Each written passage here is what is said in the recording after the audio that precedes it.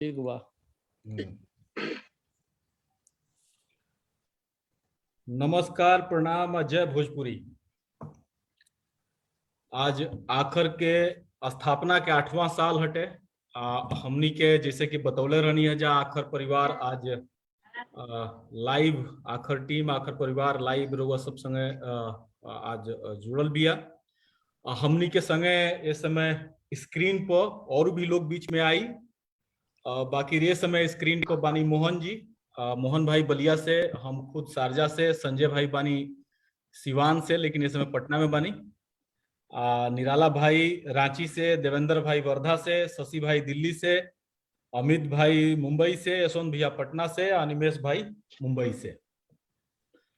तो आज आखर के 8वां साल हटे, वह सब देखल ही हो खब। बहुत सारा चीज हमनी के लगौनी है जा, बहुत सारा बात जानकारी तो मनरुआ सबके सामने सब बढ़ले बटे, कुछ बतावे के नहीं है। तब हम चाहब कि संजय भाई शुरुआत करी आखर के, खास करके आखर कैसे बनल, का बनल, तनी एगो हल्का एथी दे के फिर आगे चर्चा बढ़ावल जाई। जी संजय भाई।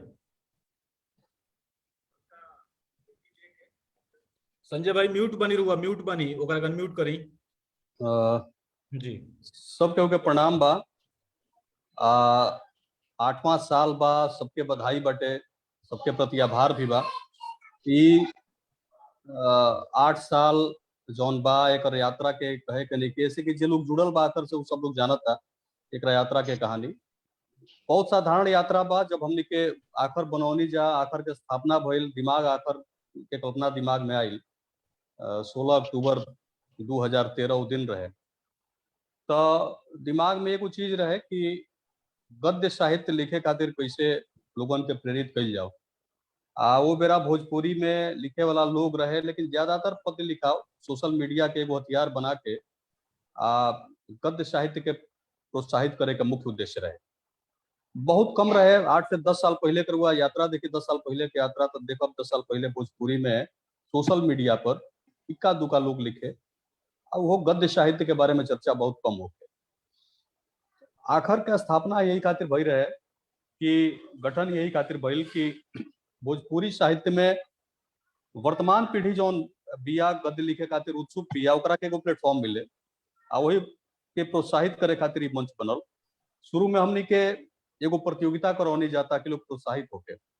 प्रतियोगिता यूनिक रहे, बस ई के रुआ भोजपुरी में लिखी। 200 शब्द 300 शब्द के प्रतियोगिता रहे, लघु कथा प्रतियोगिता। में 20 को 25 को 50 को जो एंट्री आवसन, टॉप 10 जे आवे ओकरा के पुरस्कार मिले। पुरस्कार स्वरूप किताब मिले। किताब वो रही स जौन भोजपुरी के लैंडमार्क किताब बड़ी स, जो किताब पढ़े के चाहिए सबका। तो 2 गो ऐसा फायदा भइल। एगो तो जो नौहा लिखे वाला लोग रहे वो जानल कि भोजपुरी साहित्य कितना समृद्ध बा, एक साहित्यिक विरासत कितना मजबूत बा, लिखे वाला लोग कितना जबरदस्त बाटे। ऐसा लोग भी बा जे हिंदी साहित्य में पैरेलल लिख सकत रहे या बहुत लोकप्रियता हासिल कर सकत रहे, लेकिन वो छोड़ के भोजपुरी में आइलेसनो लोग बाटे आ भोजपुरी के सेवा कर भोजपुरी में लिखल। तो उस सब लोग जानल पुरस्कार के रूप में जब वो किताब पहुंचे लगली सब, तो लोग आश्चर्यचकित हो गई कि ऐसनो किताब बड़ी सका भोजपुरी में। तब पढ़ के फिर लिखे खातिर प्रोत्साहित भइल। हमने कहीं देखनी जा कि अगला 6 महीना साल 7-8 महीना में उहे लोग जो पहला महीना दूसरा महीना में लिखले रहे, ओकर लेखकीय क्षमता या ओकर भाव कथ्य अजब तरीका से परिवर्तित होकर सामने आयल।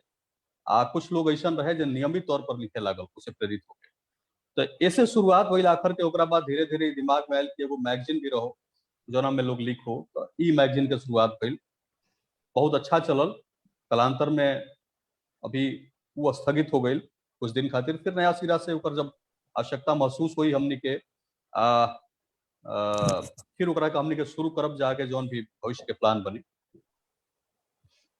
वर्ष में एगो पंजवार में जौन आयोजन होला, सांस्कृतिक आयोजन होला मुख्य रूप से, लेकिन उनमें खाली संस्कृति ना रहे, सब कुछ रहेला, साहित्य भी रहेला, संस्कृति भी रहेला, संदेश भी रहेला।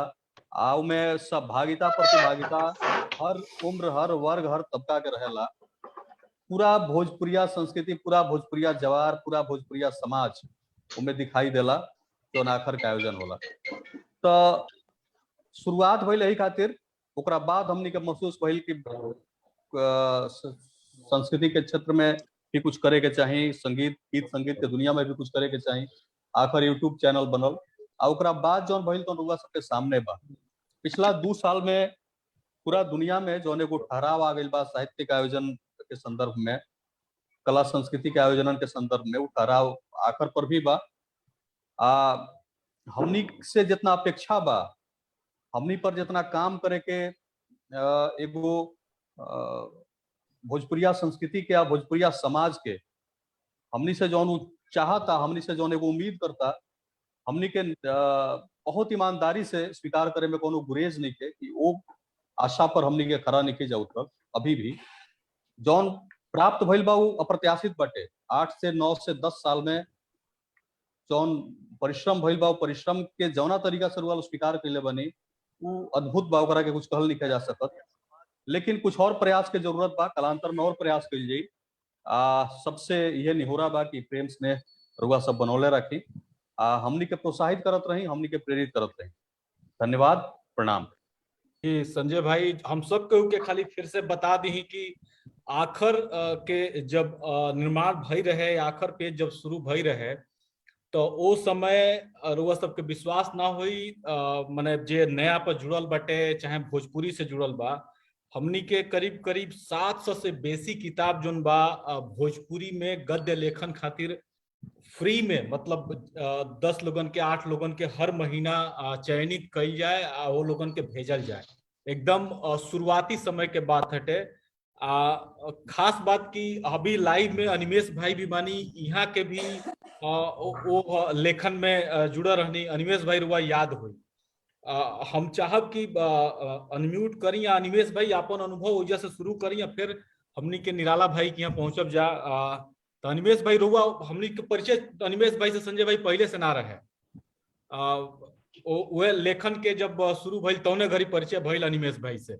बिल्कुल बिल्कुल बिल्कुल जी। अनिमेश भाई, अनिमेश भाई के भी परिचय हम रुआ सबसे बता दी कि भोजपुरी में शुरुआती समय में, मतलब भोजपुरी के जो पहला सम्मेलन कैले रहे, मतलब कुछ लोग रहे जे भोजपुरी के पहला सम्मेलन भारत के इतिहास में, भोजपुरी के इतिहास में पहला सम्मेलन जे करे वाला लोग रहे, वो 3-4 लोगन में से एक आदमी जो बड़े तो अनिमेश भाई के बाबा रहले। तो यानी कि भोजपुरी भाषा साहित्य के जौन सोच बाटे अनिमेश भाई के भीतरी जौन बा, माने वहां के खून में रहे।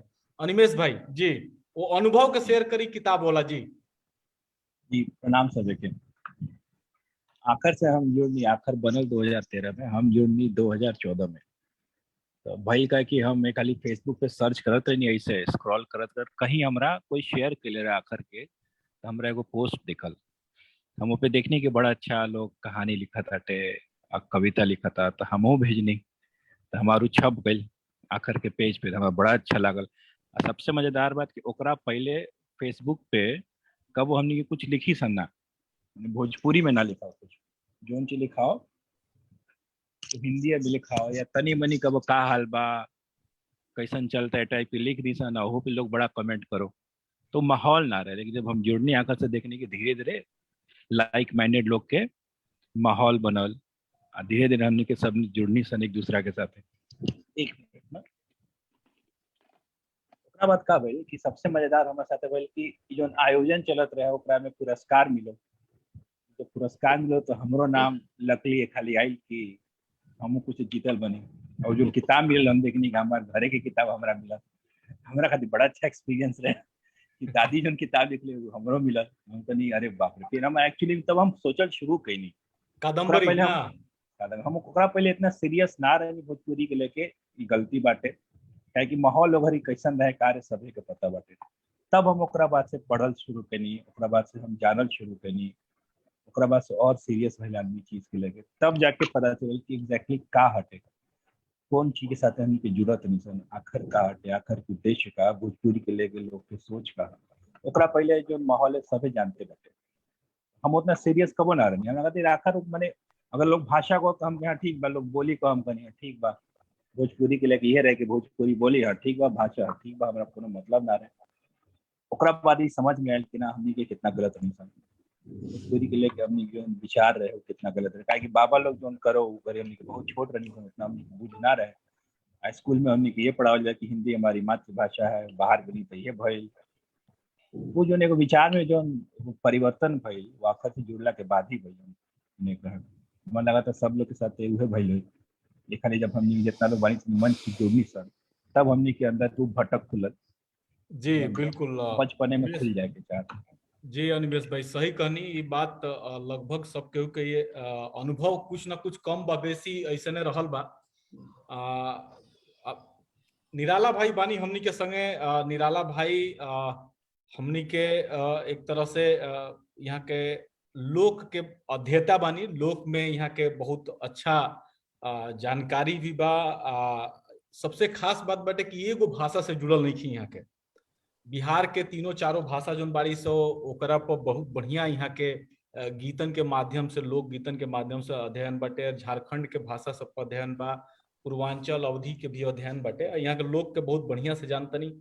आखिर चूंकि लोक भाषा भोजपुरी से जुड़ल समूह हटे, तो निराला भाई आखिर से जुड़ला से पहले, आखिर से जुड़ला के बाद, आखिर के अभी तक के सफर के रुआ कैसे देखा तनी? जाहिर बात बटे रुआ से हमने के हमेशा सकारात्मक ही मिली, लेकिन आखिर के प्रभाव के रुआ कैसे देखा तनी?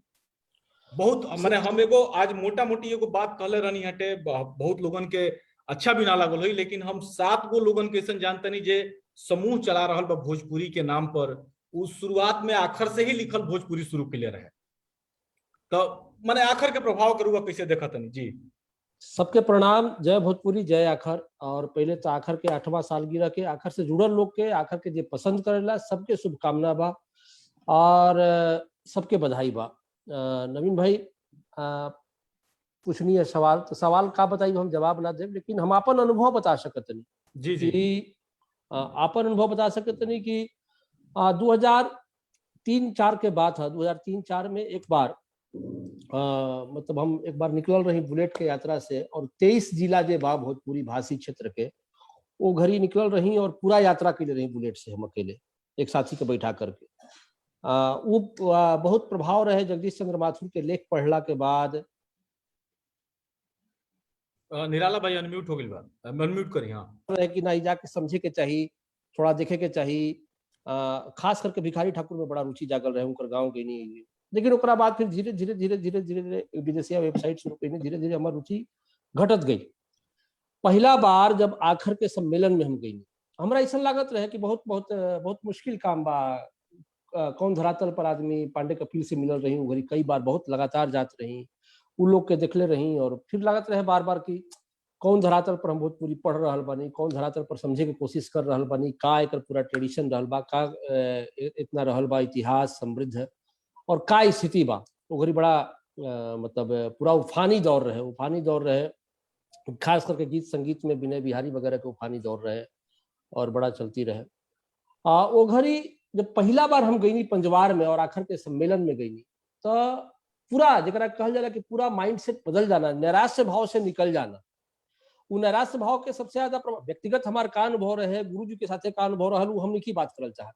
हम जब महिला के संख्या देखनी और भाषा के मेला देखनी, एक पहले राउत नाच महोत्सव हम बिलासपुर के देखले रहनी, लेकिन पूरा मोर और लेस कह सकत नहीं कि झारखंड के कल्चर अलग बात। झारखंड तो कल्चरल स्टेटे है, आदिवासी तो कल्चर पे मतलब आदिवासी खातिर कल्चर कोई अलग से विषय नहीं क्यों, पर जीवन के हिस्सा है, तेजा तो हम देखत रही। लेकिन बिहार में और पूर्वी उत्तर प्रदेश में हम कह सकत नहीं कि मेला अलग अलग लागत रहे सब, लेकिन भाषा संस्कृति के लेकर के कोई मेला लग सकत भाई सर, ये हमारे पहले। और ओकरा में जे लड़कियन के महिला के संख्या हम देखनी तो बहुत मतलब बहुत ओघरी से दिमाग में लागल कि एकदम नैराश्य भाव से आदमी निकलत बा, नैराश्य भाव से पूरा निकल रहा बा आदमी। और ओकरा बाद सबसे ज्यादा आखिर जो प्रभावित कैलस, ये कैलस कि नहीं, मतलब दो चीज होला, संघर्ष और सृजन दोनों एक साथे चलत रहो, यही मतलब सिद्धांत हो।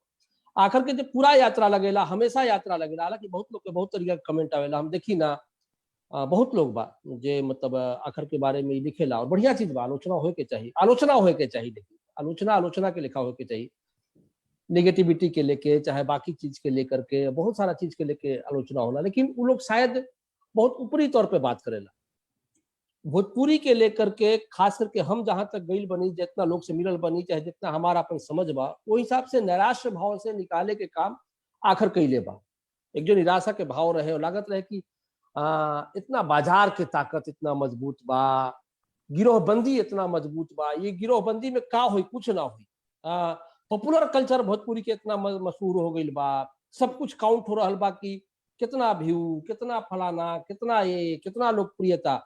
वो हमें धैर्य के साथ इतना साल तक काम करल, धैर्य के साथ, बिना यह बात के परवाह कैले कि अगर हम पेज पर कुछ चीज शेयर करत नहीं, चाहे कोई टेक्स्ट, चाहे कोई किताब, चाहे कोई लेख, वो 8 आदमी देखत बा, 40,000 के परिवार वाला में से 8 आदमी देखत बा, और बिना धैर्य के साझा हो रहा बा। गीत अगर 150 आदमी सुन रहा बा, मिलियन के छोड़ दिए, कुछ गीत गई बा, लेकिन तब वो बिना धैर्य से, बिना नागा लगातार करना, एकर असर तो साफ दिखाई पड़ रहा बा, बहुत साफ दिखाई पड़ रहा बा। कि रुआ देखब कि एक पूरा पूरा पूरा एक समूह बा, उस समूह हमेशा मतलब आलोचना के ऊपर दायरा में बात कर रहा था, आलोचना के ऊपर में दायरा में बात करते रहेला कि नहीं कुछ सार्थक हो रहा बा।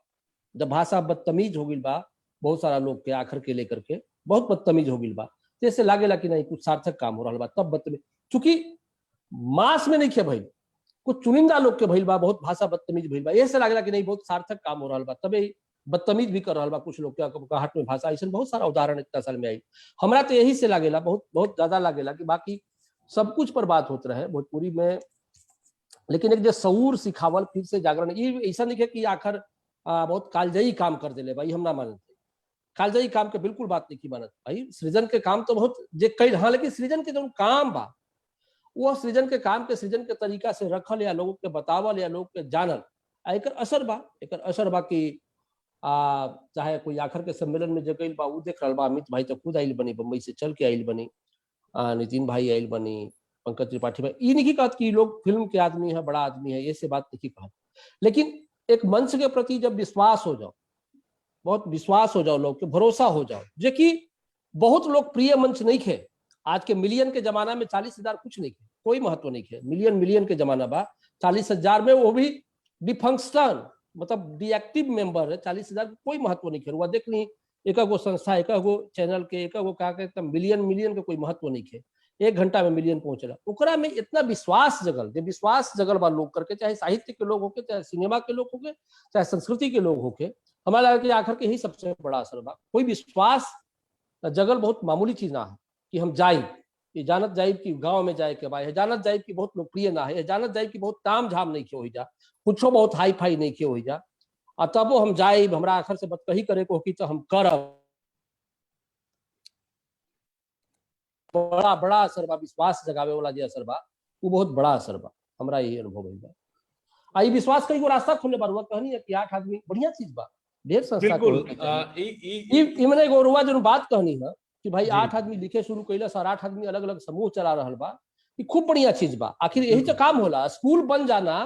देखिए, विद्यार्थी जीवन भर ना बने के चाहिए, स्कूल भी बने के चाहिए, बिल्कुल। तो आखिर, हाँ, आखिर प्राइमरी है सही, लेकिन एक स्कूल बनल बा, हमरा लागत भाई सर, अगर प्रेरणा से जी। हम रउआ से हमार एगो चर्चा हमेशा होला, अक्सर ये बात पर हमार बहुत लोगन से मतभेद भी रहेला, कि यूट्यूब पर गाना डाले के बाटे तो बढ़िया वीडियो, एकदम बहुत तामझाम वाला वीडियो चाहिए, जबकि हम हमेशा से कहे नहीं कि अगर गायक में, गायिका में दम बा, अगर गीत बढ़िया बाटे, तो खाली ऑडियो भी फोटो के संगे लगा दिया जाओ यूट्यूब पर, तो ओकरा हिट होके के बाटे।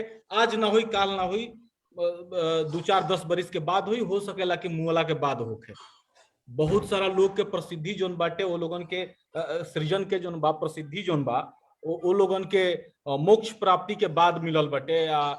भिखारी ठाकुर के लेके आज जोन एलीट वर्ग जितना एक्टिव एग्रेसिव बाटे, भिखारी ठाकुर के समय में रही, आज भिखारी ठाकुर उस समय कितना बड़ नामी भई रहते, कितना उनका सम्मान मिल रही।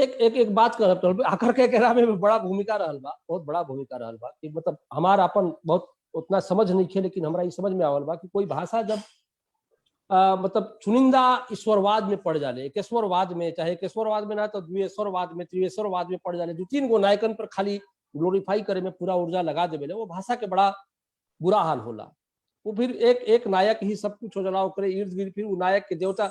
आखिर यह मामला में बहुत बड़ा काम कैले बा कि आखिर भोजपुरी के वो परिधि में जाए से रोकले बा, एकरा में आखिर के बड़ा भूमिका बा, बहुत बड़ा भूमिका बा कि भिखारी ठाकुर खाली नायक नहीं खर, भिखारी ठाकुर भी बड़े नायक, महेंद्र मिश्र भी बड़े नायक, चंद्रशेखर मिश्र भी बड़े नायक, लेकिन मास्टर अजीज भी बड़े नायक, मैंने जितना भी लोग बा कितना, तो जो बहुस्वरवाद बा, जो कोई भाषा खातिर बहुत बहुत बड़ा चीज होला, और भोजपुरी के तो मिजाज ही रहल बा वही तरीका से, बहुत डाइवर्सिफाई रहल बा भाषा के मामला में। ये भाषा और समाज के कनेक्शन इतने बा भोजपुरी में कि बहुत बहुत बहुलतावादी रहल बा, एकरा में कभी दोसर भाषा के तरह, अड़ोस पड़ोस के कई भाषा के तरह जातीय श्रेष्ठता के कभी देखिए बोधाइल, जातीय से बहुत कनेक्शन नहीं के, जाति के कल्चरल कनेक्शन बा, गीत के कनेक्शन बा, नाच के कनेक्शन बा, भाषा के कनेक्शन नहीं के, जबकि अगल बगल के भाषा में बा ऐसा। तो यह में जो बहुत जरूरी रहे, बहुत सही समय पर जब पूरा एक नया लहर रहे कि एकरा के कोई तरीका से हम हाई फ्रेम में, कोई या तो हम ईश्वरवादी फ्रेम में फिट करब, कोई रहे कि नहीं सबल्टर्न फ्रेम में हम करब, बहुत फैशन भी रहे, फैशन बहुत जिजीविसा के साथ ना, तो कोई रहे कि नहीं ईश्वरीय बनाई हम, कोई रहे कि नहीं हम सबल्टर्न बना दे, यही राजनीति चल रहा बा। वो हमें आखिर कम से कम भोजपुरी के उड़ा दिखौलस कि नहीं नहीं नहीं यही नायक ना, हमें ये भी बहुत बड़ा नायक है, फलाना जी भी बहुत बड़ा नायक, सत्यदेव सिंह के काम भी बहुत बड़ा बा, और चंद्रशेखर मिश्र के काम भी बहुत बड़ा बा, मास्टर अजीज के काम भी बहुत बड़ा बा, भिखारी ठाकुर भी बाड़े, सब लोग बात, ये आखिर के बड़ा काम बा, डाइवर्सिफाई करल, बहुत बड़ा मंच पर लावल, बहुत बड़ा काम बा। बिल्कुल सही कहनी निराला भाई। हम अमित भाई से हम बात कल चाहब। अमित भाई यहाँ के असल में हमने के जब भोजपुरिया स्वाभिमान सम्मेलन आखिर के निर्माण से पहले से हो रहा बा, अमित भाई हमने के संगे काफी पहले से जुड़ल बनी। अमित भाई ये बताएं कि राउर अब तक के अनुभव आखिर के संगे कैसे देखा तनी रुआ भोजपुरी के इस समय के वर्तमान स्थिति के आखिर के कैसे देख रहा बनी जी अमित भाई? जी देखिए, सबसे पहले सबको समर्पण प्रणाम बा पहले, और आखिर परिवार से जुड़ल चाहे आखिर का बाटे भोजपुरी ला, ये बहुत मतलब एकरा के परिभाषित कईल बिल्कुल ही मतलब ऐसा लगे कि जैसे कि कुछ आप रुआ एगो नया बात कहे कोशिश करतनी, परिभाषा ना के हो सकत, इतना पारिवारिक संबंध इतना अच्छा चीज बाटे रहल बा आखिर के पीछे रुआ। जहां तक बाटे कि हाँ मतलब हमनी के केंगा आखिर से जुड़नी या केंगा भइल रुआ, तो मालूम बा नवीन भाई की बेसिकली शुरुआत तो हमारा रुआ जुड़ला से पहले बा कि हम भोजपुरी में लिखे या भोजपुरी वाला बात लिखे या भोजपुरी सिनेमा लिखे, ये काम हम करत रहनी ऑलरेडी। जबकि हमारे टीवी और हिंदी वाला चलत रहे तब वो हमारा भोजपुरी के चूंकि मातृभाषा रहे, एगो चीज हमरा मन नहीं कह सकता नहीं कि हम अपन बात कही तो ये रहे कि हमरा भोजपुरी से लगाव शुरू से रहे, भोजपुरी इस भाषा से लगाव शुरू से रहे, और हमरा लागे कि भोजपुरी में कुछ करे के चाहिए। साहित्य में बिल्कुल ना रहे, साहित्य में रुचि ए लेल ना रहे कि हमार बड़का बाबा साहित्य में लिखले बड़न रमेश चंद्र झा जी, और हम देखले बानी कोई हिंदी में उनका बड़ा अच्छा जगह मिल जाए, लेकिन भोजपुरी के उनकर जो कविता चाहे रहे ओकर महत्व उतना ज्यादा हम प्रभावी ना देख रहे बचपन में। तो जब हम बम्बई आईनी और हमरा भोजपुरी सिनेमा चाहे भोजपुरी सीरियल के बारे में बात में मालूम पड़ल, तब लागल कि तो अच्छा बात करे के चाहिए साथ साथ में, क्योंकि लगाव रहे। लेकिन जब हम उमें गई नहीं। अमित भाई एक सेकेंड, हम जे भी लोग जुड़ल बा हम बता दें कि रमेश चंद्र झा जी के परिवार से बानी, बाबा ही बाबा लगम न रहू, हमारे बड़का बाबा, हाँ हमारे बड़का बाबा रमेश चंद्र झा जी के लिखल भोजपुरी गीत कविता जोन बाटे तौन भोजपुरी भाषा के पढ़ाई खातिर जोन किताब बिहार में लागल बड़ी स, और वो किताबिन में वहाँ के लिखल गीत बाटे। अब भोजपुरी के बहुत नामी साहित्यकार वहाँ के रहनी। अमित भाई वहाँ वो परिवार से बानी जी। अमित भाई जी, तो हम वह बात बेसिकली कहे के चाहत रहनी कि हमार बचपन का प्रभाव ऐसा कि वो कविता का प्रभाव हमारा भोजपुरी का हमरा ऊपर ना रहे। आज वे भाषा वे आज पढ़ावल जाता, ई अंतर अगर आइल बटे तो वो अंतर में एगो प्रभावी जगह आखिर भी रहल, आखिर एल रहल बा कि ऐसा परिवार रहल बा, मतलब आखिर परिवार हमनी के भोजपुरी से जुड़ाव जो कह सकत नहीं रहुआ, वो एक कारण से रहल बा। ताकि हम भोजपुरी में लिखत रहनी, सिनेमा लिखत रहनी, टीवी लिखत रहनी, लेकिन हमरा जब रुआ से बातचीत भइल और रुआ से जुड़े और हमरा भोजपुरी में लागत रहे कि हम सिनेमा जो लिख रहल बनी बहुत मतलब कुछ अजीब सा काम कर रहल बनी, ऐसे तो अच्छा हमारा अपन सास बहू वाला टीवी सही बा, वो हमें कुछ क्रिएटिव करता नहीं। लेकिन जब रुआ से मुलाकात भइल, चाहे आखिर बनल लिखे के पढ़े के शुरू भइल, अपन पूरा हमने के सम्मेलन शुरू भइल, ये सारा चीज भइल, तब एगो एकर सोचे के तरीका बदलल कि बेसिकली जहां निगेटिविटी ना रहे, हमनी के ये बात करते नहीं सकी, हाँ हमनी के साहित्य पे बात करी, हो सकता था हमनी के संस्कृति पे बात करी, आपस में जुड़त नहीं तो हमनी के बड़ छोट के महत्व ना रहे कि हाँ, ना रहे कि हाँ फलनवा बम्बई से बने चाहे फलनवा दुबई से बने, हमनी के सब कोनो पुअरा पर सुती। तो ये जो चीज बा ये बहुत समानता लिया वाला और बड़ा जल्दी से फटाक से जोड़ेला एक दूसरा के कि जो कहा जाला कि हाँ मतलब महत्व बड़ छोट के या ऊपर नीचे के या दाएं बाएं के सब खत्म कर देवेला। तो वो खत्म भइल वर्षों बाद हम देखले रहनी, वो आखिर में देखले रहनी। ताकि आजकल नॉर्मल शादी ब्याह भी होला नवीन भाई, मतलब हमरा मानल बा तो वो में देखल लो कि कुछ लोग के ऊपर सुते कर दे दिया, कुछ लोग को पोरा पर सुते कर दिया जाला। लेकिन हम पहिलका देखले रहनी कि ना मतलब आखिर में गनी तो भैया रुआ संयोजक होई या चाहे रुआ वीआईपी होई, नगर पोरा बाटे मस्त के बिछैनी सुतनी, ई बड़ा एगो अलग चीज लगल। बात पोरा के नहीं खे, बात ई बा कि यही जो समानता बा जोड़े के, वो हम आखिर से पैनी पहिलका बेर कह सकत रुआ वर्षों बाद। तो इस तरह रुआ माने पारिवारिक जुड़ल, साहित्यिक रूप से जुड़ल, जहां तक कहीं जो हमरा लिखे के प्रभावी कहीं तो हम टीवी लिखत रही, लेकिन हमरा कभी भी ना रहे कि हम कोनो कहानी लिखे, कोनो पत्रिका ला जो भोजपुरी में हुई, चाहे हम कोनो किताब लिखे कोशिश करे जो रुआ भोजपुरी में हुई, ये हम कबो ना सोचले रही। इहो एगो जो देन बाटे ई कह सकत नहीं आखिर परिवार से जुड़ला के बाद भेल बाटे। ताकि तब हमरा लागल ई बात कि जो नजारा भाई अभी जस्ट कहत नहीं कि 40,000 के बात नहीं के, 40,000 लोग जुड़ला के बात नहीं के, बात ई बा कि लागल कि हाँ इतना लोग सही में कुछ अच्छा पढ़े के चाहता तबे जुड़ल बा ई पेज पर। मतलब ऐसा नहीं के कि हाँ यही जुड़ गई बाटे चाहे कुछ हो गई बाटे। ओकरा अलावा तो आखिर मतलब कह कि डिफिनेशन कैल बने ओकरा के चाहे परिभाषित कैल कि हाँ हैंग बा, ई बहुत ही अजीब सा बात हो जाई। सबसे अच्छा बात हमरा जो लागल बा आखिर परिवार के, वो एक लाइन में हमको कहें, वो ई बाटे कि है जितना लोग हमनी के जुड़ल बनी सा, कि केहू के हम पर्सनली निजी रूप से पहले ना जानत रहनी जी, इस सब कोई के हम जननी आखिर से, और सब कोई के अलग अलग जगह से जुड़ल नहीं हम आखिर से। और हम जितना मतलब कह सकते हैं कि चाहे उस सब बात होले रहा, लेकिन जो हमनी के आज भोजपुरी में बात करल बनी एगो प्लेटफॉर्म पर, ई सब भी भइल उ कारण बा आखिर। तो बेसिकली ओकरा केना कहले प्रभावित कइल जाए। अब बाकी हमरा लेखन पर बहुत प्रभाव रहल बा, जोन अब हमरा मतलब जैसे कि एग्जांपल के तौर पर कहीं कि हम अगर हम कुछ लिखे नहीं तो हमारा हमेशा शुरू से कोशिश रहल बा कि अपना परिवेश के बात कही, और अब कोशिश इहो रहल बा कि अपना परिवेश के संगे संगे अपना संस्कृति की भी बात कही, अपन जो भोजपुरिया मेन चीज होला ओकर बात कही, और हिंदी के प्लेटफॉर्म पर भी हम भोजपुरी के वो बात कहे की कोशिश अपना लेखनी के द्वारा करे की कोशिश करेंगे। बस इतना ये आखिर के देन पर अगर कहे जाए। जी, धन्यवाद अमित भाई। रउआ तो खैर भोजपुरी सिनेमा, भोजपुरी धारावाहिक, फिर वो आखिर से जुड़ी भोजपुरी पत्रिका ऐसी से जुड़ल रहनी। हम शशि भाई किए जाए। शशि भाई, भोजपुरी के माने लोग या तो मजाक में कुछ बात कहे के ही तकले सीमित रखले रहे, चाहे अबहियो बहुत लोग रखेला, अच्छा ना तो गीत गाना भोजपुरी कहे से कि आखिर ई पत्रिका निकले के पीछे राउर ही दिमाग रहे, राउर ही सोच रहे। जाहिर बात पूरा टीम पूरा परिवार रहे, लेकिन रउआ कहीं ना कहीं मुख्य भूमिका में रहनी पत्रिका के। तो हमार ये पूछे के बेटे कि भोजपुरी के लेके वो जो लोगन के सोच रहे, माने किताब बहुत सीमित लोगन तक ले ही रहली, साहित्य भी बहुत सीमित लोगन तक ले रहे, बाकी लोग जहां भी भोजपुरी के अगर प्रयोग, आजो भी बहुत सारा लोग भोजपुरी के प्रयोग जोन बटे जहां पर मजाक में चाहे रिगावे खाती चाहे हंसी मजाक खाती ई करेला। तो आखिर के का मने रुआ देखे से का लागत है कैसे वो सोच के बदलले बा आखिर? कहे से कि साहित्यकार लोग भी पहले लिखत रहे तो खाली साहित्य लिख दे, बाकी दैनिक जीवन में जोन बाटे प्रयोग बा वो बहुत कम लोगन के रहे। चाहे आजो भी देखा तनी हम बहुत साहित्यकार लोगन के बाटे। हमरा खुशी बा कि राउर काले वीडियो रिलीज भइल हटे जोन बुचिया एगो महिका सोनी सिवान के लड़की गौले बिया रुआ बाल कविता लिखनी है। तो ये एगो बदलाव के भी तो चीज कहाई कि बच्चन के दिमाग में कविता रूपी भाव आवत, कक्षा 1 के लड़की गावतिया और गायिका ना हो, कोनो कलाकार ना हटे।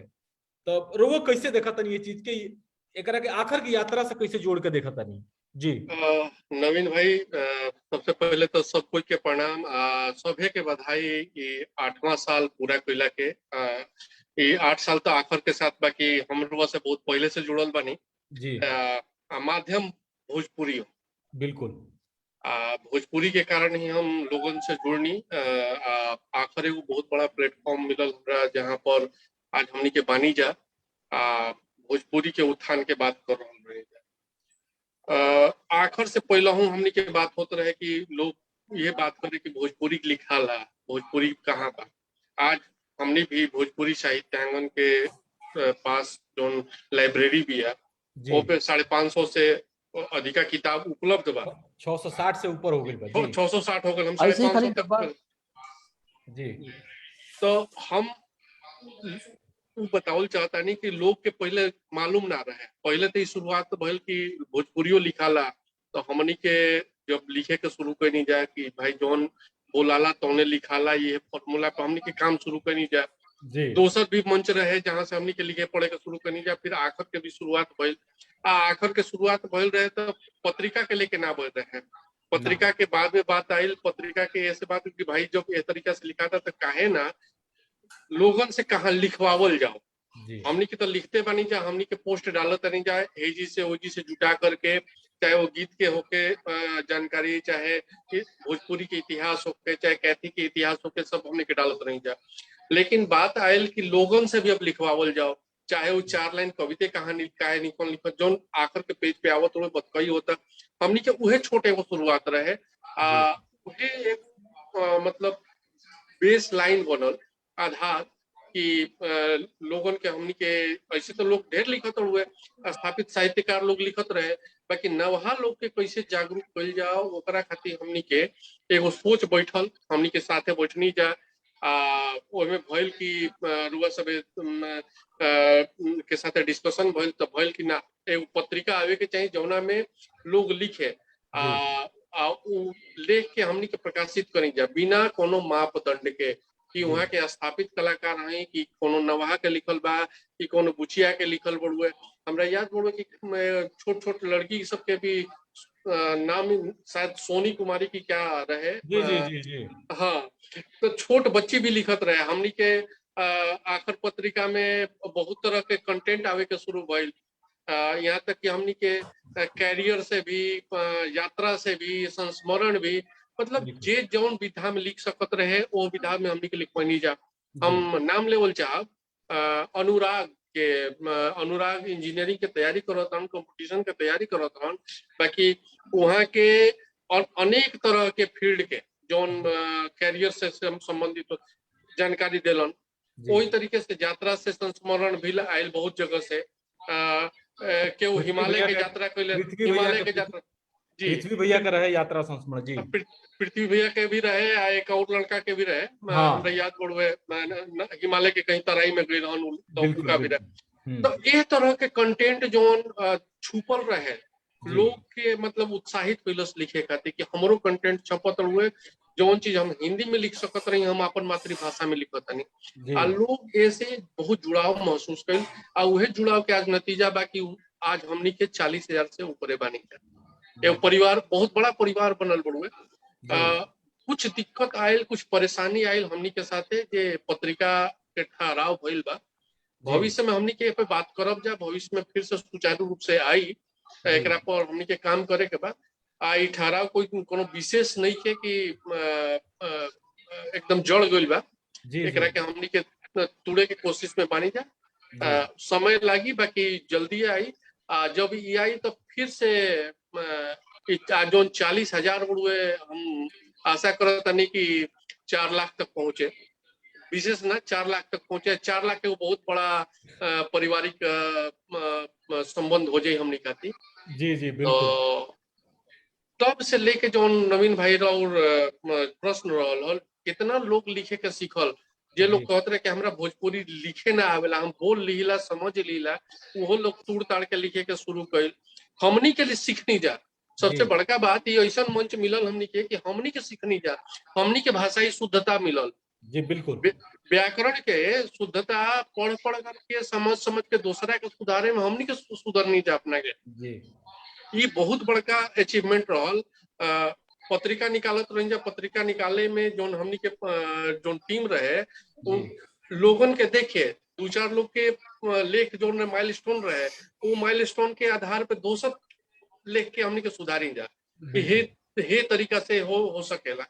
तो हमनी के सीखनी जा भाषा के संगे सबसे बड़ तो ये चीज बटे, ई तो माने कोनो ऐसा नहीं है कि बक्सा में पेटी में बंद चीज हटे जना में कोनो बदलाव संभव नहीं है। जी बिल्कुल बिल्कुल सहमत जी बानी। जी एक मानकीकरण के भी बहुत बार बात उठल नवीन भाई हमनी के साथ है कि मानकीकरण नहीं है, लेकिन हमनी के वो दायरा के से बहरी निकल करके जे जैसे लिखत तड़ुए एक हमनी के स्टैंडर्ड बनाइन जा कि एकर मानकीकरण के तरीका से नहीं है, बाकी हाँ ए तरीका हो सकेला। कैसे कि भोजपुरी बोली से के जोन जड़ पड़ुए जद बा अलग अलग जगह अलग अलग तरीके से बोलल जाला जी।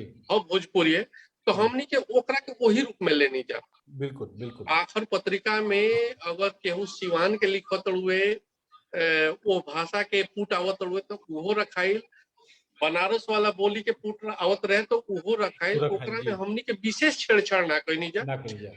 हाँ वर्तनी के शुद्धता जोन रहत रहे ओकरा के तनी हमनी के ध्यान देते रही जा। बाकी जोन भाषाई मतलब बोली वाला जोन मिठास रहे, बोली वाला जोन चुंबकत्व रहे ओकरा के हमनी के कभी ना छेड़छाड़ करनी जा।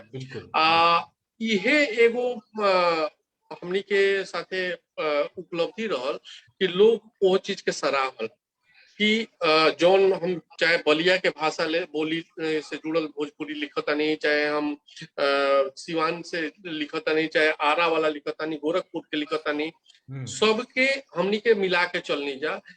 एक ओजी हमनी के कहीं पर भी जैसे व्याकरण के लोग कहाला कि जो व्याकरण पढ़ेला वो ढेर काट छाट करेला, तो काट छाट वाला जोन बड़ुए मतलब रिजिड हमनी के ना भइनी जा।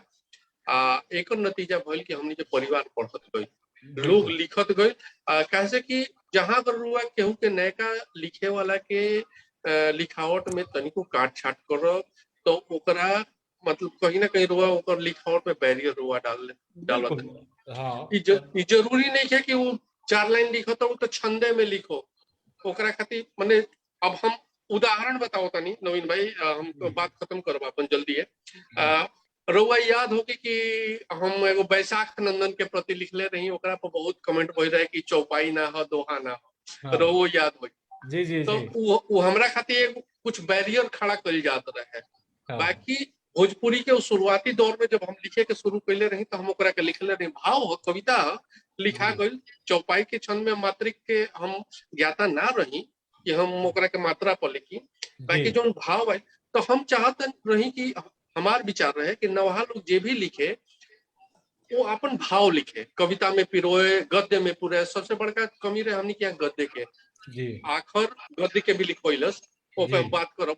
लेकिन पहले जो रहे कि हमनी के बैरियर कभी ना बननी जा कि एकरा के हई छंद में लिखो, एकरा के हौ छंद में लिखो। जो विशेषतः हिंदी में कहल जाला जी कि हई छंद बंद नहीं के, हई सिंहावलोकन नहीं के। बिल्कुल भाषा के लेके ई तो बात बढ़ले बटे आ जरूरी भी रहे। काहे कि हमनी के सोचा कोगो समस्या रहे।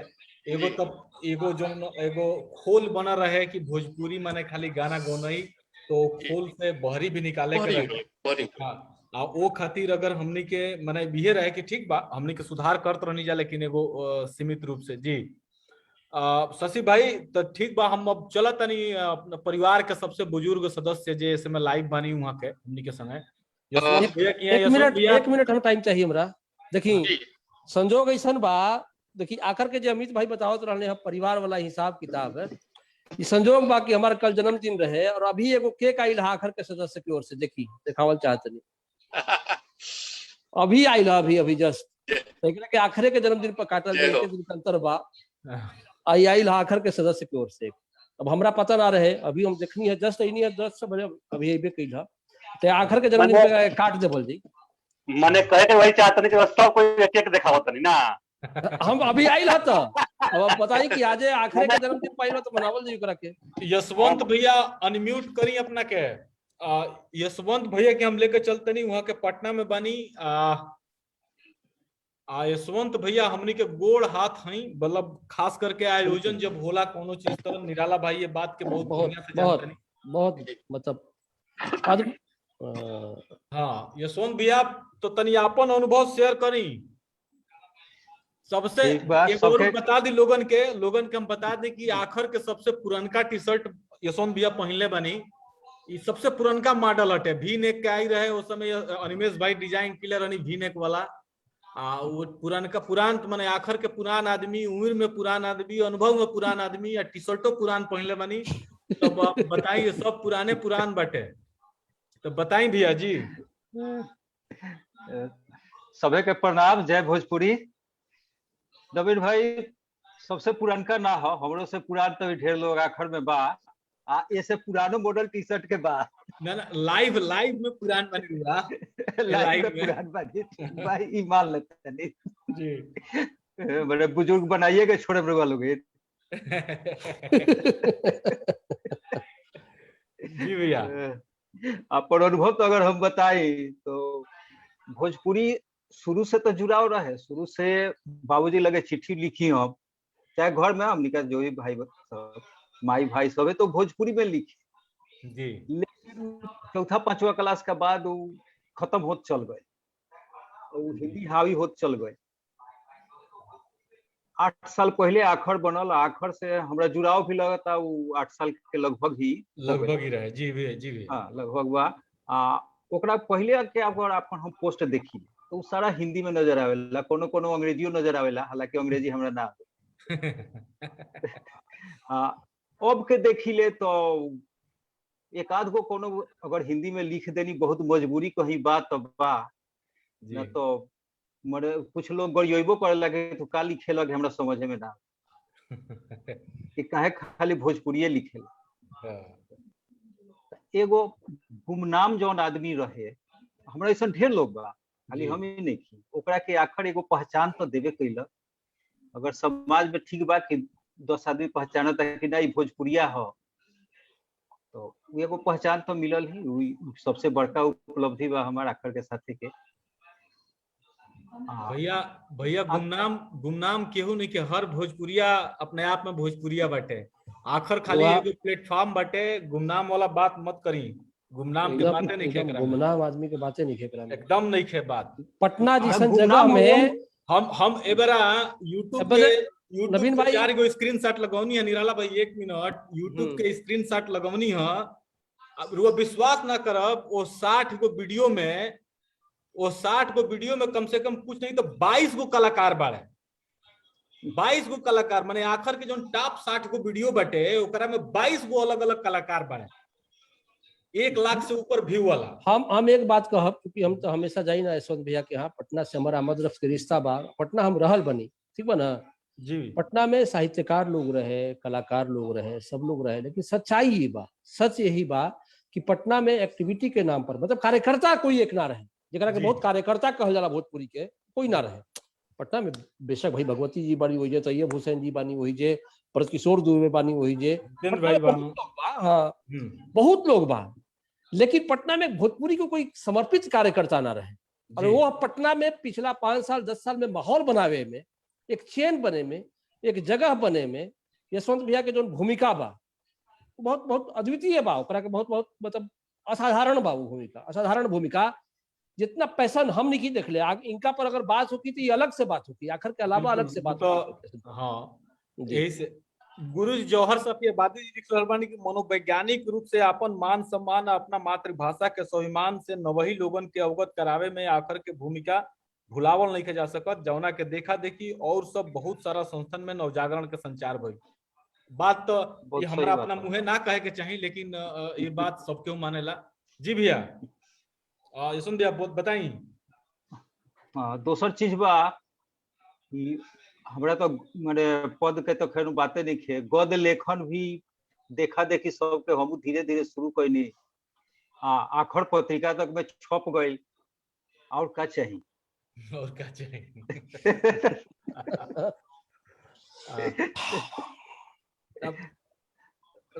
सब तो हमरा लगे कम बा जी। भैया देखी बहुत लोग अब हमारा लेखा आदमी खाली बोलत रहेला, देखावे वाला हम हई, माने लोग ई सोचेला नु कि नवीन में जोन हत आखर नवीन हटे आ नवीन आखर ह, लोग ई सोचेला, लेकिन हम जोन करे नहीं ओकरा पीछे के खड़ा बा आ केकर डायरेक्शन बटे ओजा तक लोग ना पहुंच पावला। तो वो डायरेक्शन वाला आदमी है, रुआ फ्रंट पर भी काम करे नहीं है, डायरेक्शन वाला भी काम करे नहीं। हम मोहन भाई के यहाँ जाए भाई, भैया मोहन भाई बलिया से बानी, हमनी के आखर से पहले भोजपुरी के क्षेत्र से हमनी के एके जिला के बानी जा। अनम्यूट कली रुआ, पहले पहले अपना के अनम्यूट कली। हाँ, एके जिला से बानी जा।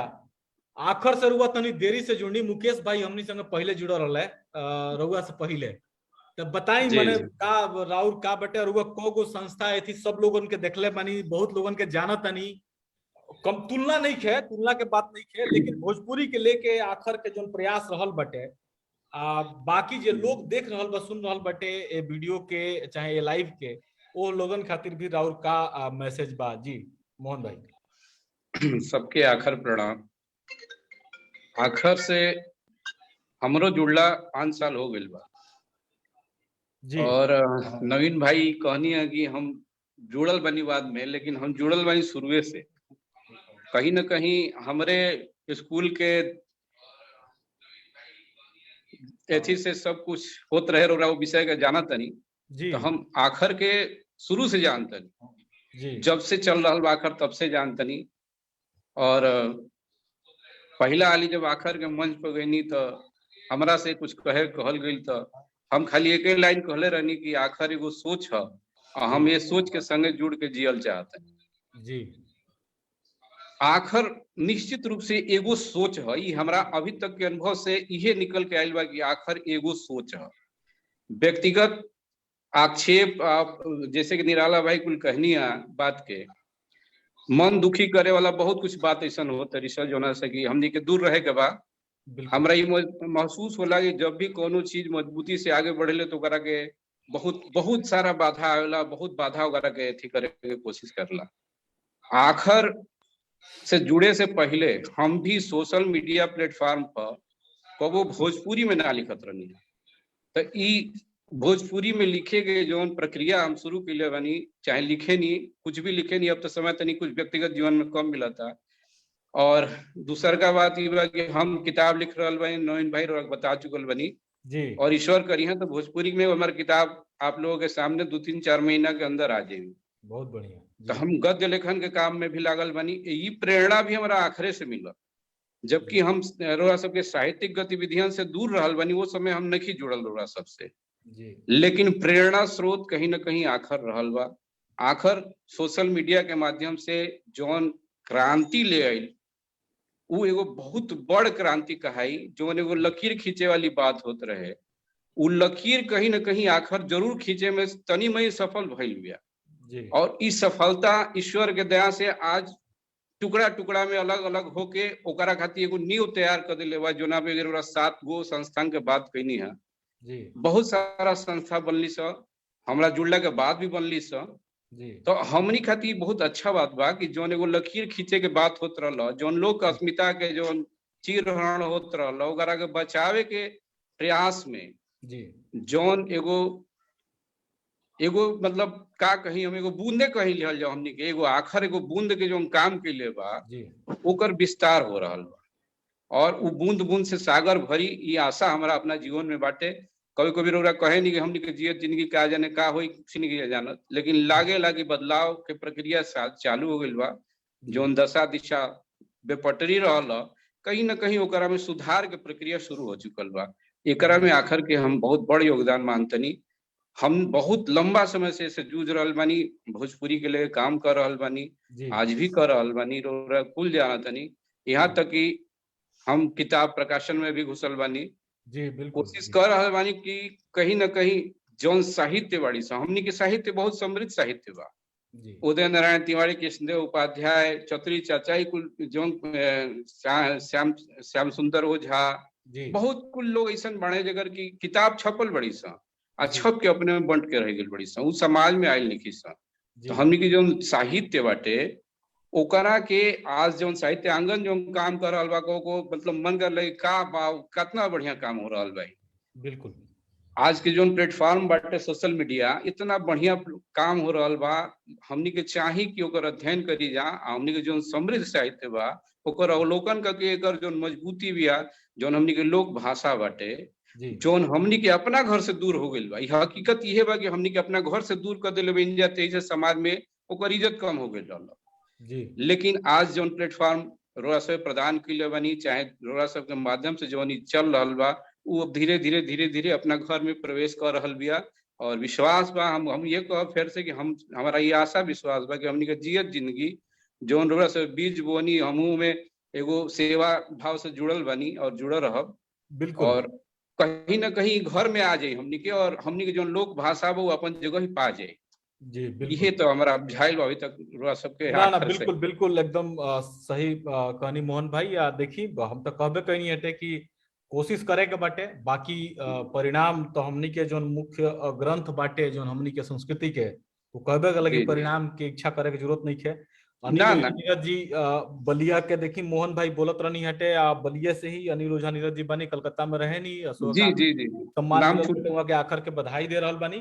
तबियत वहाँ के उतना ठीक नहीं है, ऐसे कहनी है कि पूरा लाइव हम ना देख पाई। निराला भाई हम रहुआ के यहाँ आई, जो बात भइल हटे, एगो कुमार मंगलम जी बात लिखत नहीं, बधाई के साथ साथ ही चुनौती भी स्वीकार करी लोग की आज आखिर के स्थापना अवसर पर जब बात शुरू भइल त 58 लोग चर्चा में भाग लियल ह, अब 28 लोग ही लोग बाटे।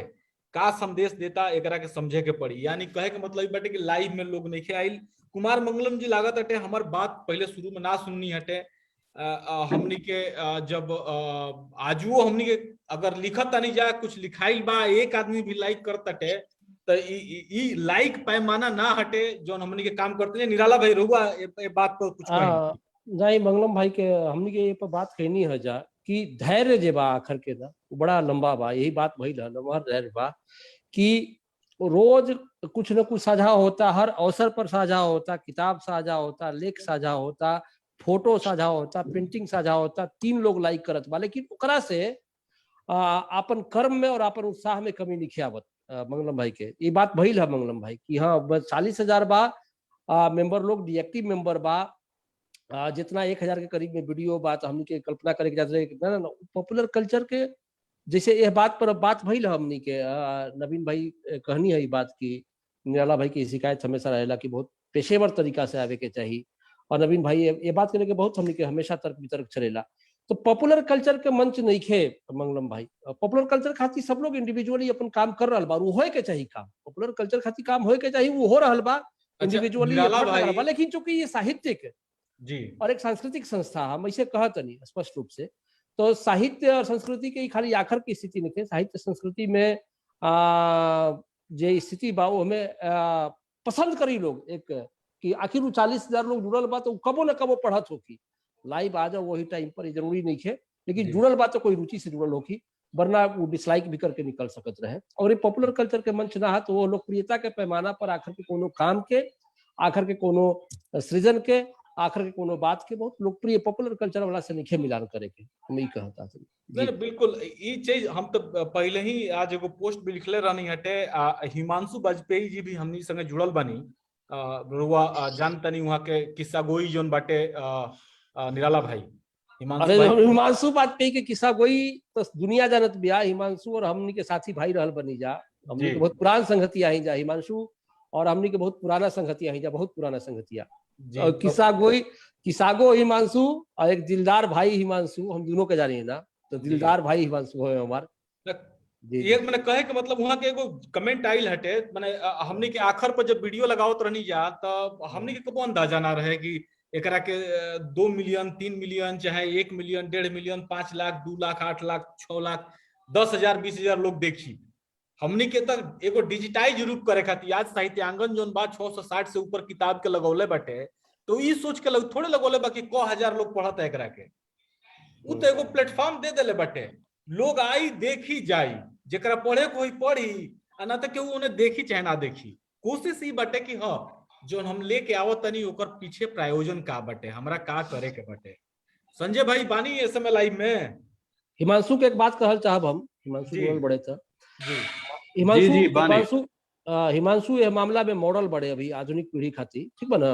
हिमांशु जो काम कर रहा बड़े, अभी कुछ दिन पहले रामचंद्र कुमार से बात कैले हवे, लगातार लोग के चुन के बात कर रहा बड़े, ठीक बा ना। और हिमांशु मान नहीं कि जौन शिद्दत के साथ जौन रिस्क लेकर के सब कुछ छोड़ ले, हिमांशु पत्रकारिता करत रहे, बहुत बढ़िया पत्रकारिता करत रहे, सब कुछ छोड़ ले, अपना के पहले मजला के बाद अइले, बहुत आसान रास्ता रहे हिमांशु खातिर की, बहुत पॉपुलर कल्चर के रास्ता चला लेते, ठीक है ना। हिमांशु जो शिद्दत से काम कर रहा बड़े, अभी इंटरव्यू के सीरीज चला रहा बड़े, तो 15,000 20,000 मान नहीं कि उनकर पेज के अथी भइल बा, ठीक है ना।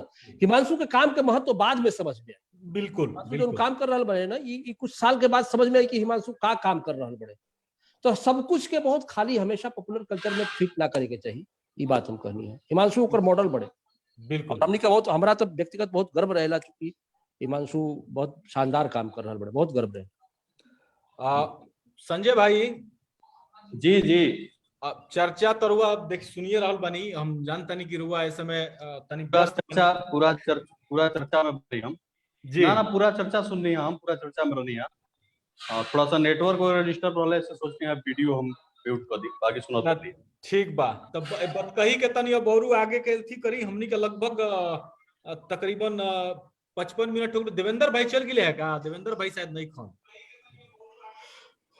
देवेंद्र भाई चल गए। तो जी संजय भाई बतकही के तनी अब आगे आधार दी बताई कि चर्चा चल रहा बा, लोगन के तनी कंफ्यूजन बटे कि तुरंत परिणाम नहीं मिलत, लाइव होता टे तो 1000-5000 लोग देखे। अब हमनी के साहित्य के लेके जो प्रयास बाटे ओकरा में लोगन के कनेक्टिविटी कैसन हो रहा बा, ये सारा चीजन पर तनी रहुआ कुछ बताई जी। देखी जोन निराला भाई एगो बात कहनी है कि पॉपुलर कल्चर के चीजन से एकरा के नीचे जोड़ल जा सकता। आखिर जोन काम आखिर के शुरुआत काहे खातिर होइल, पॉपुलर कल्चर तो रहबे कइल, एगो पूरा दुनिया रहे, ओकरा विरोधे में खड़ा भइल एक तरह से, ओकरा विरोध ना ओकरा पैरेलल एगो अपन बात रखे खातिर खड़ा भइल जी। क्योंकि खाली बतावे खातिर खड़ा भई रहे आखिर कि जॉन पॉपुलर कल्चर एगो बना देले बा, फ्रेम बना देले बा, एगो डिजाइन बना देले बा कि ये भोजपुरी है, वो भोजपुरी ना है, असल में भोजपुरी है का ये बतावे खातिर आखिर आई रहे। सब लोग अपना अपना प्रोफेशन में रहे, सारा लोग अपना अपना काम में रहे, केहू के अपना काम से ज्यादा इतना समय ना रहे कि वो बहुत ज्यादा हमें लागे, लेकिन उमे एगो जुनून रहे, एगो सनक रहे कि अपना माई भाषा खातिर, भोजपुरी खातिर हमनी के जुड़ल जाओ, कुछ कल जाओ जी। आई है सनक 2 4 5 10 लोगन के एगो संगठन बना के सामने आइला, ओकरा बाद 40,000 लोग जुड़ल बा जी। तो अब एकरा के पॉपुलर कल्चर से जोड़े वाला कोनो बातें नहीं कह सकी, सीधे वो धारा के विरोध में ही खड़ा भई रहे आखिर के पहले तो रहबे कइल जी। तो हमनी के अपन बात कहे के रहे, आ वो चीज कहे के रहे जो ना रहे ओकरा। बिल्कुल इंटरनेट के अइला के बाद भोजपुरी में गद्य लिखाए लागल, अनिमेश भाई जैसन लोग जुड़ल। रुआ कल्पना करी कि एगो लड़का जेकरा 4 पीढ़ी में खाली भोजपुरी बाटे, जेकर पूरा वंशावली वृक्ष अगर देख लिया हो, तो आज के समय में अगर भोजपुरी साहित्य यात्रा के रुआ बात करब तो रुआ लागे कि आधा भोजपुरी साहित्य उनकर परिवारे लिखले बा। ओकरा बादो वो लड़का पर भोजपुरी के कोनो असर नहीं है, भोजपुरी भाषा साहित्य से कोनो अनुराग नहीं है, ओकरा कोनो लगाव नहीं है। वो अचानक से इंटरनेट पर सर्च करता आखिर आप पुरस्कार के रूप में कुछ लिखता था, ओकरा घर के परिवार के सदस्य कहीं किताब लिखल जाता, वो सरप्राइज करता लड़का के।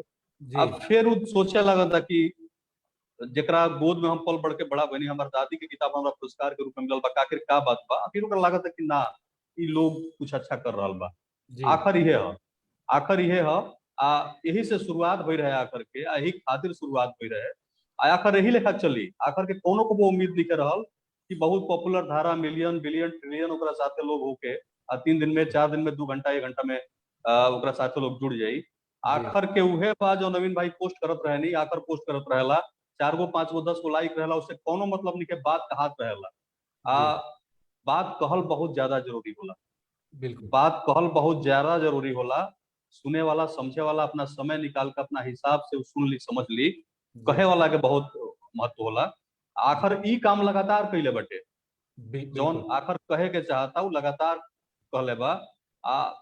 रुआ पिछला एगो 8 साल के रुआ एगो निकाल के देखी प्रेम, ऐसा शोधार्थी लोग मिलल बा हमरा, जाने ट्रेन में यात्रा के क्रम में हमरा कुछ ऐसा लोग मिलल बा। जब बातचीत के क्रम में भोजपुरी में जब बातचीत हम शुरू कैले बनी, तब बातचीत फिर पढ़ाई लिखाई या थोड़ा सा बौद्धिक बातचीत हुई बा, तो मैं आखिर के नाम आइल बा। हमरा सामने लोग कहले बा कि हमने के शोध हो कि मैं आंख मूंद के ओजा जानी जा, जुड़ जानी जा कि कुछ ओजा मिल जाई जी। तो ये चीज बाटे आखिर के, आखिर इंटेलेक्चुअल लेवल पर जो काम कर रहल बाटे, एगो बौद्धिक जगत में एगो उहे उहे काम ओकरा करे के बाद। दूसरा चीज कि साफ अपना के काट निकल ले बौद्धिक जगत का करेला कि अपना के काट लेला। रुआ भोजपुरी साहित्य के वो यात्रा देखी तो अलग अलग खेमा अलग अलग गुट जौन रहे ओकरा एकर मलाल ना रहे कि लोग से कितना कट रहल बा। ओकरा बस यह रहे कि एगो खेमा से वो 20 पड़ता, एगो खेमा से 19 माने 19 ओकरा ना पड़े के चाहे 20 चाहे 21 22। अगर पहिलका खेमा 20 गो किताब छपवा दिलस तो हम 27 गो किताब छपवा देब। ओकरा एकरे चिंता रहे। संजय भाई बस एक खाली भास्कर रंजन भाई सिवान से जुड़ल बनी या अमेरिका में सबेर हो गई बाटे। अश्वनी रुद्र भाई जोन बनी अभी अमेरिका से जुड़नी हटे हमनी संगे। अश्विनी भाई स्वागत बा और भास्कर भाई स्वागत बा जी। संजय उम्मीद बा सुनाई देत हुई। जी जी जी एकदम बिल्कुल। संजय भाई हाँ अश्विनी भाई स्वागत बा। अश्विनी भाई के अब हम सबके बतावे के चाहता नहीं कि आखिर ई मैगजीन जो नाइल सामने उमें नवीन भाई शशि भाई के नाम लेनी है, लेकिन पर्दा के पीछे जो एगो डायरेक्टर के भूमिका रहे और उत्सावे वाला भूमिका रहे, सबसे ज्यादा काम करे वाला कोनो आदमी रहे शुरुआती दौर में। पूरा डिजाइन तो पूरा डिजाइन वो अश्विनी भाई रहे। माने वेबसाइट क्रिएट कैला से लेके फिर ओकर डिजाइन कैला से लेके शशि भाई प्रूफ रीड करी, हमनियों के तनी तनी में मदद करी जा। अब फिर वो पत्रिका आवे, जहिया वो पत्रिका आवे के रहे तो अश्विनी भाई माने लगभग 18 से 20 घंटा 24 घंटा यहाँ के सूती ना हर अंक के साथे होके यहाँ के माने 18 20 22 घंटा तक कोनो नींद ना ली तब जाके वो पत्रिका के पहला अंक आवे। आई हर अंक के साथे होके हमनियों के नींद तनी प्रभावित होके, लेकिन सबसे ज्यादा अश्विनी भाई के उमें रहे तब जाके हर अंक के बेराई होके ये अंक के बात हमने की कहत हर अंक के बेराई होके। तो यहाँ के गजब के योगदान रहल बा अश्विनी भाई के। हम ही कहत रहनी हा कि आखिर बस यही खातिर आइल सामने कि एगो एगो कमेंट हम बाटे तरुण भाई वहां पे लिखा तनी अमेरिका से लाइक होई के फेर में कुछ नहीं के 2 मिनट के संतुष्टि चाहिए तो मैगी मिली ना मलपुआ ना।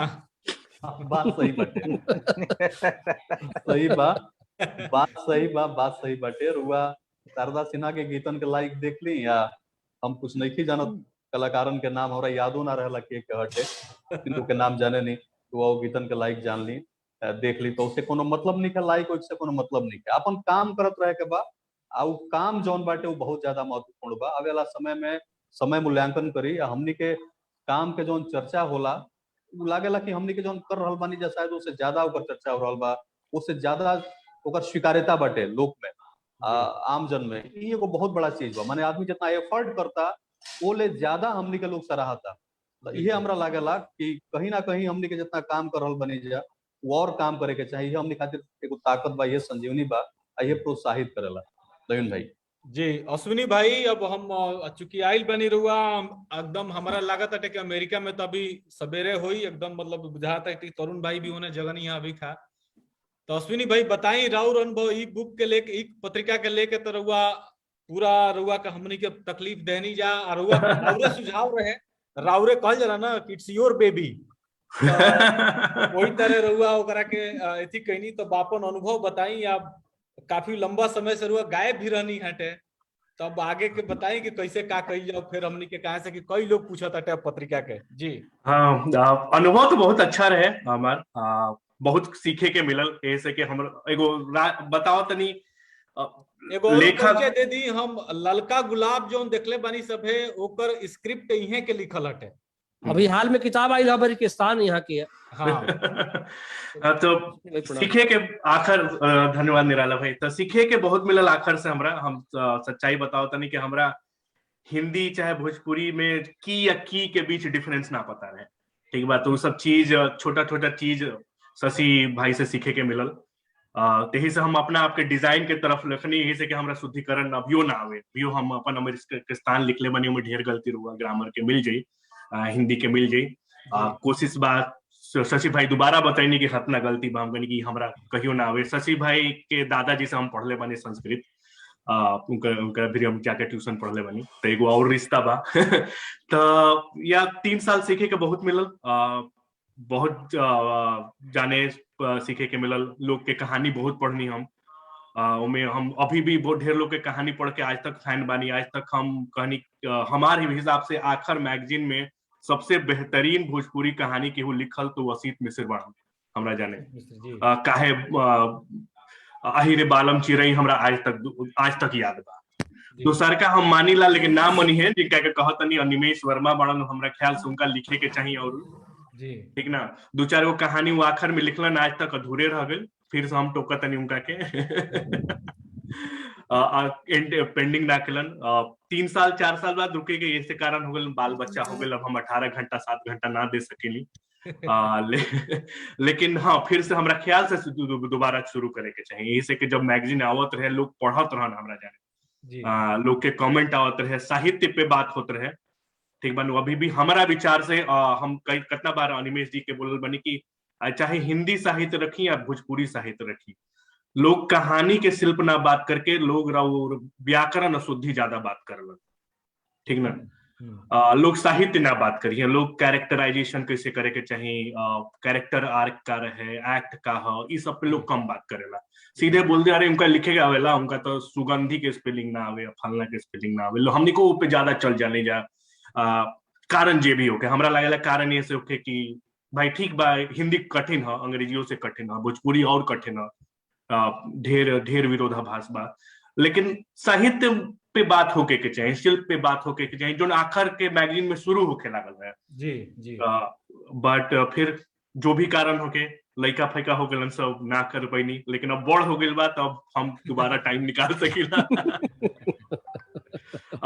ओकरा बाद अनिमेश भाई जो डिजाइन कवर के बनावत रहन तो लाजवाब रहत रहे, उगरी जो भी करत रहन एकदम मास्टर हो गलन। आजकल वो जो आखिर के कवर डिजाइन में जो सीखलन, हमरा लगता है कि आजकल वीडियो पे अप्लाई करके कभी कोई डाल देवलन।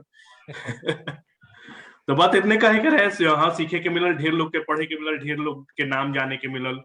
अमित झा भाई बानी उनको कहानी आयल रहे, हमरे याद बा के हम बैठ के एडिटिंग के लिए रही, कहानी के तो नाम नहीं याद, लेकिन याद बा के भेल पूरी बेचे वाला रहे, बंगलोर में बेहोश कहानी में बेहोश हो गए रहे। तो ये रहे कि पढ़े हम पढ़ते रही सब, यही से अगर एडिटिंग करते तो ऑब्वियसली पढ़े के रहे, तो बहुत पढ़े के मिलल, बहुत लोग के पढ़ लिए। इतना हम भोजपुरी पहले ना पढ़ले रही जितना हम आखिर मैगजीन में पढ़ली। जी अश्विनी भाई देखिए आप बहुत सौभाग्य बा कि रुआ जुड़ के नहीं हटे, हमने के टाइमिंग भी ऐसा रहा कि रुआ के यहाँ अभी कब बजे हो जा? अभी 12 बजे तक है जाता। तो हाँ तीन चार गो टाइम जोन बा, तो हाँ हम न्यूयॉर्क में अभी 12 बजे तक। जी तो तरुण भाई लिखत तनी कि अश्विनी भाई हमार लड़का बड़ भगिल बा लो, हम बेबी सिट क देब रउरा बाबू के, रुआ पत्रिका पर लागी। वो रहे कैलिफोर्निया 3 घंटा के डिफरेंस बा समय में, अभी उनका घरे 9 बजे हुई। हाँ तो निराला भाई हमनी के लगभग करीब 1 घंटा से ऊपर बतकही हो गई। अब बतकही का भी है बा कि कोशिश रही हमनी के आखिर लगातार आगे। जी अमित भाई कुछ कहा था नहीं? हाँ हम कहता नहीं, बेसिकली कुछ कहत रुक गए, म्यूट के ध्यान गइलो जी। बात निराला भाई भी कहले, हाँ बात मोहन भाई भी कहले, एगो जो शिकायत वाला बात रहला कि लोग कहला ना कि हमनी के हई शिकायत करते रहे, हौ शिकायत करते रहे, बहुत सारा बात है जी। हमरा से बेसी शिकायत क्यों करला का आखिर के? हम तो रुआ आलोचना करी ना, आलोचना होए के चाहिए, रुआ आलोचना करी ना। हम उहे बात कहनी निराला भाई कि बेसिकली इस लोग के समझे के पड़ी कि परिवार जब होला वहां अगर हमनी के बदकही ना करे, शिकायत ना करे, तो हम एक दूसरे का समझिए नहीं। हाँ बिल्कुल बिल्कुल बिल्कुल। ये समझे के कारण होला कि जे ओकरा के निगेटिविटी लेके बात करलन ओकरा के हम बेवकूफ बुझनी, एक लाइन में करे वो बेवकूफ आदमी है, ओकरा के हम सीधा सीधी बात दे रहे। हम वही नकारात्मकता के बात कोई हाँ बिल्कुल बिल्कुल मोहन भाई, हम वही बात कहते हैं। एगो जो नकारात्मक बनू, नकारात्मक सोच बा, हाँ इंडिविजुअली अटैक ना होए के चाहिए, इंडिविजुअली अटैक ना होए के चाहिए, बिल्कुल इंडिविजुअली अटैक ना होए के चाहिए। और हमरा से अमित भाई कुछ चीज जोन बाटे नु उ होला, उ समाज के कुल हिस्सा हटे, रुआ हम ना सकेनी ना वो निराला भाई। हाँ निराला भाई एगो बात हम और कहल चाहब जोन की माने बहुत जरूरी बात बाटे, आई हमार अपन एगो ऑब्जर्वेशन कहली, चाहे हम जो देखा तानी वो विषय पर हम चाहब कि राउर मत भी आवे। भोजपुरी में दू गो लोग ग्रुप बाटे। दू गो चीज हम बताई भैया। भोजपुरी के जब संस्था बनल ना, एगो जो पांडे कपिल जी लोग रहे उस समय में, तो एगो ओसे रघुवंश बाबू जोन बाटे अलग हो गए वो भोजपुरी संस्था संसद से। में। ऐसे कि उनकर ई रहे कि ई संस्था जोन बा साहित्यिक ना होके जनता खातिर जन आंदोलन के रूप ले। तो लोग कहल कि नहीं भाई साहित्यिक रही, जन आंदोलन के रूप ना ली। रघुवंश बाबू से अलग हो गए। तो ये एगो पहला बात बाटे। आखिर जोन बात दोनों चीज के लेके चल रहा बा, साहित्य के भी लेके चल रहा बा, संगीत के भी लेके चल रहा बा। आ जन आंदोलन तो माने चाहे आज इंटरनेट के युग बाटे, सब लोग इंटरनेट पर ही सब जोहत बाटे। ई बुक के सिस्टम बा, किंडल आ गई बाटे। तो आज के इंटरनेट आ गई। भोजपुरी जो एगो बहुत पहले लेख आई रहे, तो वो कंटेंट राखल जरूरत बा। पहला चीज। दूसरा चीज एगो और चीज हम लोग बताई रुआ के, ई बात बहुत लोग ना कहेला। भोजपुरी में दू गो अलग अलग समूह बा। एगो समूह बिहार के, एगो समूह यूपी के। आई इतना काटा कुंची रहेला ये दोनों ग्रुप में आज के तारीख में साहित्यकार लोगन के कि हम लोग सब का बताई। लेकिन पहले विवेकी राय, उदय नारायण तिवारी पटना आवत रहा लोग, पहले ये बात ना रहे। लेकिन वर्तमान में ये बहुत कांटा कुशी बा। लेकिन आखिर जोन बटे इहो चीज के तुर देले बा। ये चीज के चर्चा जोन बटे भी होके के चाहिए कि महुआ हुआ जोन बात शुरू कैला सब बिहार आ पूर्वांचल के लड़ाई आ संग्राम आ गायकी में साहित्यकार लोगन के अपन शीत युद्ध अलगे चलेला। बावजूद आखिर एगो नया ये चीज के बहुत देखे के जरूरत बाटे। बहुत बहुत सामान्य तरीका से समझे के जे भी जेकर भी ये मानस बा, बहुत लोग के बार हुआ बात सही कहते नहीं। बहुत सामान्य तरीका से समझे वाली बात भी है एकदम, बहुत सामान्य तरीका से। भाई भौगोलिक राज्य के बंटवारा कबो हो सकत बा, ओकर गवाह हमनी के रहल बनी जा बिहार झारखंड के बंटवारा के। बहुत भौगोलिक बंटवारा कबो हो सकत बा। दूसरा बात बा कि भोजपुरी एक ऐसा भाषा बिया जे हम तो बार बार बात कही ना कि भोजपुरी एक ऐसा भाषा बिया जे इतना फैलल बिया, लेकिन एकरा कबो राज्याश्रय ना मिलल।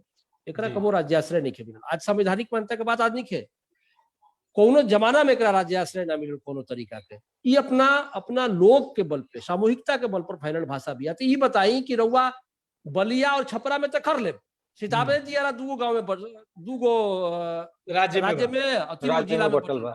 और सिवान 3 जिला में बा, आरा में भी बा, छपरा में भी बा, बलिया में भी बा। अब रुआ का करब, सिवान सीताब्दी आरा एगो बस्ती है, ओकरा में अलग अलग टोला बा। ये कबो हो सकत बा। लेकिन रुआ ही बताई कि आरा छपरा में लड़ाई लड़ कीजिए। हैदराबाद में भोजपुर कॉलोनी बा, जे पाकुड़ के झारखंड में बड़का भोजपुर कॉलोनी बा। वैसा कहा कि हम बलियाटी भोजपुरिया हैं कि हम आरा वाला भोजपुरिया है। रुआ भोजपुरी बनी। अब भोजपुरी ना ऐसा भाषा बिया जे हर शहर में बा, लोग हर जगह में बा, दुनिया के अलग अलग देश में बा।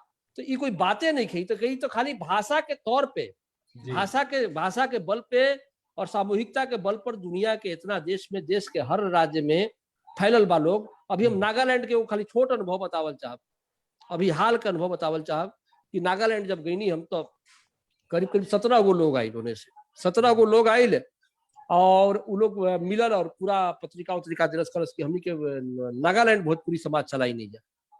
अब रुआ उनका से बताई कि कोई आदमी पूछी कि रुआ कहाँ वाला भोजपुरी है जी, भोजपुरिया है जी, कोई मतलब नहीं है ना। तो बहुत सामान्य समझ के बाद भाई भौगोलिक सीमा कबो पट सकत बा, कभी भी कुछ हो सकत बा। रुआ का करब। अभी झारखंड में बात चलत बा, हेमंत सोरेन जी कहले कि भाई भोजपुरी और मगही दबंग भाषा है, ये है, तुरंत करेक्शन करे खातिर कहले। लेकिन हम जिलावार सोच रहे हैं। जिलावार वो कैसे हटाई? गढ़वार और भोजपुरी बोलेला, पलामू के हिस्सा भोजपुरी बोलेला, तो भौगोलिक सीमा तक कबो कहीं जा सकत बा। कोई मतलब नहीं है ना। साझा उद्देश्य बा, साझा ये बा। तो ये मान ले जाओ कि भाई तो चंद्रशेखर के मिश्र के गीत झुलनी के रंग साचा उत्तर प्रदेश के लोग गाई, उत्तर प्रदेश में गवाई, उत्तर प्रदेश के लोग सुनी। और चंद्रशेखर मिश्र फिर कुंवर खंड का आके लिख देले। ये बहुत बड़े ट्रेडिशन से भी सीखे के चाहिए, हिस्ट्री से भी सीखे, और कंटेम्प्ररी भी समझे के चाहिए। कंटेम्प्ररी और भाषा अगर दुनिया में इतना ताकतवर भइल बिया, इतना फैलल बिया, लगातार फैलल बिया, तो लोग फैलेले बा, वो फैलावत घड़ी सिर्फ भोजपुरिया भाषी रहे। न कोनो जात के रहे, न कोनो धर्म के रहे, न कोनो सीमान के रहे, कोनो सीमा में न बंधल रहे। जी बिल्कुल। ये पढ़ा लिखा लोग के थोड़ा बात कम समझ में आवेला। ये ऐतिहासिक प्रक्रिया है और मनोवैज्ञानिक प्रक्रिया है। सहज आदमी बात बहुत जल्दी समझेला और परंपरागत बात ज्यादा समझेला। ये तो पढ़ला के बाद फिर बहुत दिमाग के भी इस्तेमाल होला ओकरा में। जी बोली संजय भाई। तब हमनी के आज के कार्यक्रम जो हमनी के रहल लाइव आके बत कही रहा, लगभग हमनी के सब आदमी अपन बात कहनी है जा। संजय भाई जी अब हम चाहब कि अब रहुआ सब लोगन खातिर एगो अंतिम मैसेज मतलब दे दिया जा आज के लाइव के, ओकरी बाद देवेंद्र भाई के अनुभव ले लिया आप। केकर देवेंद्र भाई बानी देवेंद्र भाई के देवेंद्र भाई कहाँ पढ़े नहीं करना। देवेंद्र भाई है नहीं खन। देवेंद्र भाई के हम दू हाली अरे बियाह नहीं के बोल उनकर बियाह उनका के लाइव कोर्स में थोड़े रख सकेनी आ वो शोध करता रहे समय एथी पर उनकर लिखा था फाइनल एथी बा उनकर प्रोजेक्ट जमा करे के बा। हाँ अच्छा फिर अगला लाइव में उनका के लिए जी। जी संजय भाई तब आज के बतकही के फिर एथी करे खातिर अब राउर विचार ना बिल्कुल विचार का अच्छा बात कही भइल। ई बात कही बहुत जरूरी रहला। यही बहाने एगो आदमी गइल पीछे जो हमनी के यात्रा रहल 8 साल के ओकर एगो पुनरावृत्ति हो गई। ये सब यात्रा के बहाने कहीं ना कहीं एगो नया सिरा से जोश भी उत्पन्न होला। जब आदमी अपना अतीत के झाकेला तो भविष्य खातिर सीखेला। अतीत में ही से झाके के चाहिए, इतिहास वगैरह करते नहीं से कल जाला। तो आज के बहुत जरूरी यात्रा रहे जेबीए से जुड़ल। आज जे भी भाग लेहल सबके बहुत बहुत प्रणाम, सबके बहुत बहुत धन्यवाद। उम्मीद यह रही कि रउआ सबके जो आकांक्षा बा, रउआ सबके जो अपेक्षा बा हमनी से, हमनी के कोशिश करी जा कि ऊपर ओ राह पर हमनी के चलत रही जा। बस रउआ सबके नए छो बनल रहो। प्रणाम। सबके प्रणाम। बहुत बहुत धन्यवाद। जय भोजपुरी आखिर संगे बनल रही, हमनी के बेहतर ले आवे के कोशिश करत रहब जा। केक ना कटाई लबी निरल अभी काट दी अभी है लाइव